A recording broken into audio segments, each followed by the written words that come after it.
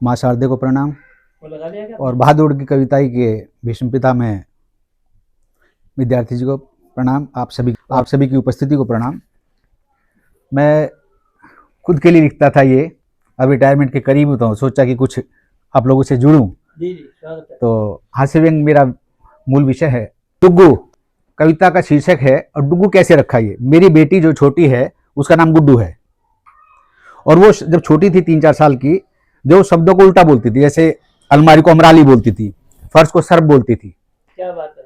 तो मैंने क्या किया, वो ऐसे शब्द अटपटे बोलती थी डेली कुछ ना कुछ, वो दिमाग में मेरे घूम गया। तो 2017 में मैंने कविता बना के, जो ड्रामेटिक मोनोलॉग के रूप में है, उसके और मेरे बीच में संवाद है। और कैसे हास्य व्यंग कह लीजिए, कुछ भी कह लीजिएगा, आपको सिर्फ ये करना है कि उन शब्दों को आपने अपने आप सीधे करना है। आपका काम ये है, आपको आनंद आएगा।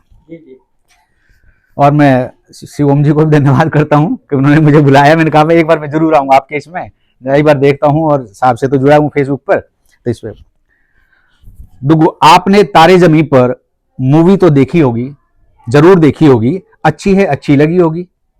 उसमें एक बच्चा था ईशान, वास्तव में विलक्षण प्रतिभा का धनी था वह, लेकिन विद्यालय प्रशासन उससे कुछ ज्यादा ही था परेशान।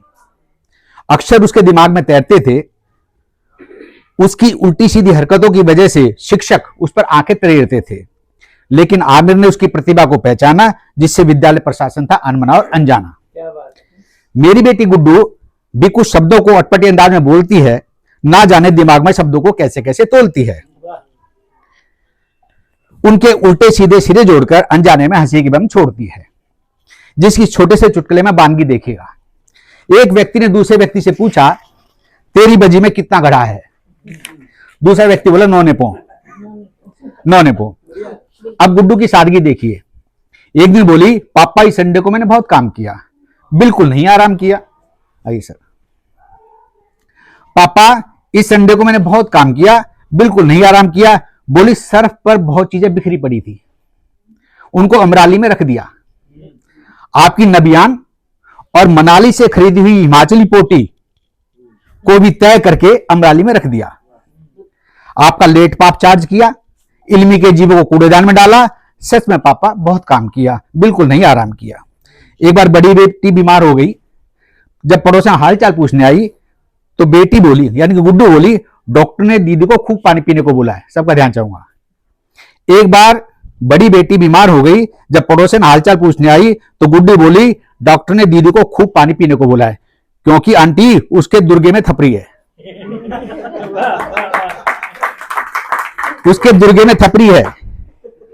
आंटी मेरे मम्मी के लाग ब्लेडर में भी थपरी थी। दुकान पे गई सहेली के साथ, बोले भाई 2 प्लेट भोले चटूरे दे दो। 2 प्लेट भोले चटूरे दे दो। एक बार मुझसे बोली, पापा तनिष्क भैया को फ्रूट बहुत पसंद है, उसके लिए अमरूद, पपीता और आबू बुखारा लाना। और बोली, आपके सिर के बाल भी बहुत उड़ रहे हैं, आप जंगे होते जा रहे हैं, पतंजलि केस लेते आना। आप शब्दों को एंजॉय कीजिए, उल्टे सीधों को। एक दिन मैं स्कूल लेट पहुंची तो मैडम ने पूछा, इतनी लेट कैसे हो गई? तुम्हारे मम्मी पापा क्या काम करते हैं? वह बोली, दोनों चीटिंग प्रोफेशन में है।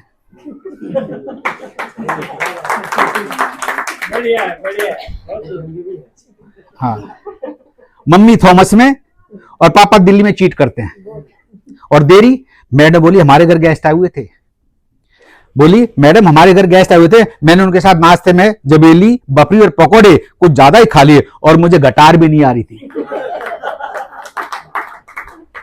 मेरी मम्मी ने पुनी दरा दिया, मेरी मम्मी ने पुनी दरा दिया और रिश्का करके मुझे स्कूल के लिए विदा किया। अगला पीरियड एसएसटी का था। मैडम भारत के कोई 2 पर्यटक स्थल गिनाओ। चलो गुड्डू तुम ही बताओ।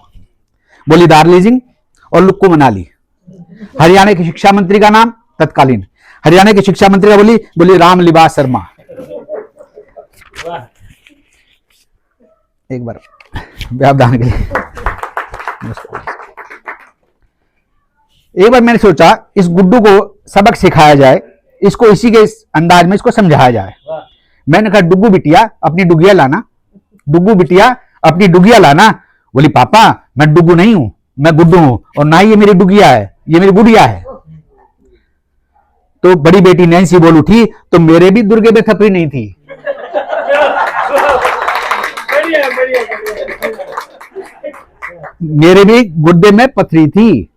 उसकी मम्मी बोली, मेरे शरीर में भी लाख ब्लेडर का नाम का कोई अंग नहीं लगा है, गॉल ब्लेडर है। तनिष्क बोला, मैं भी आलू बुखारे खाता हूं, आबू बुखारे नहीं।